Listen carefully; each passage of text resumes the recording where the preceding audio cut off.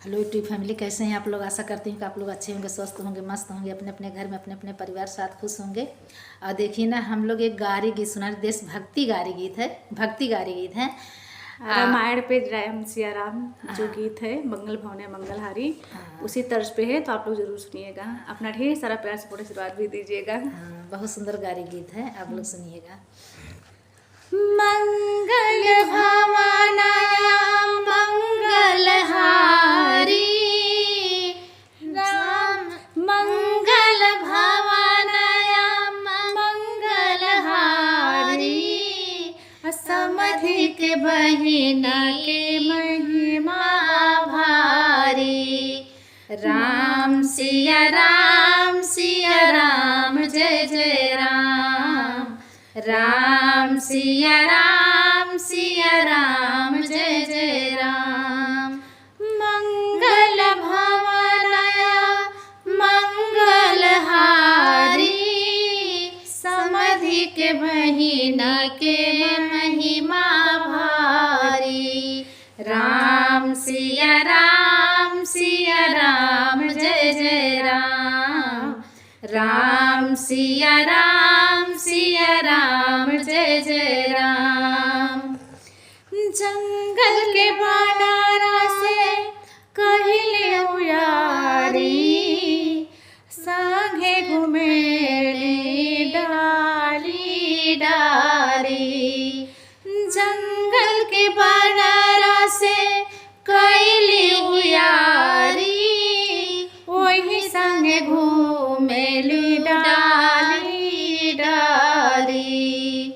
राम सिया राम जय जय राम, राम सिया राम जय जय राम।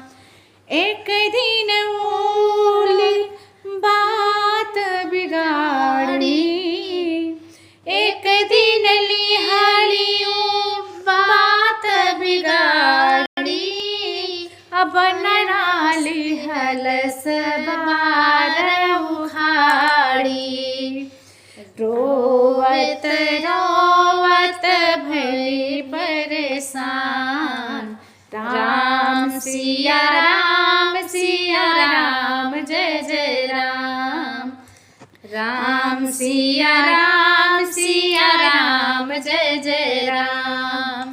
खबर सुनी के समझ आए, बहिनी के अपने गले से लगाए।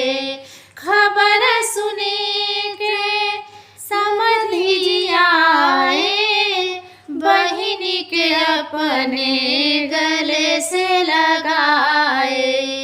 पूछन लागे बहनोइया के नाम, राम सिया राम जय जय राम, राम सिया राम जय जय राम। मंगल भवनाया मंगलहारी, दुल्हे के बहिना के महिमा भारी।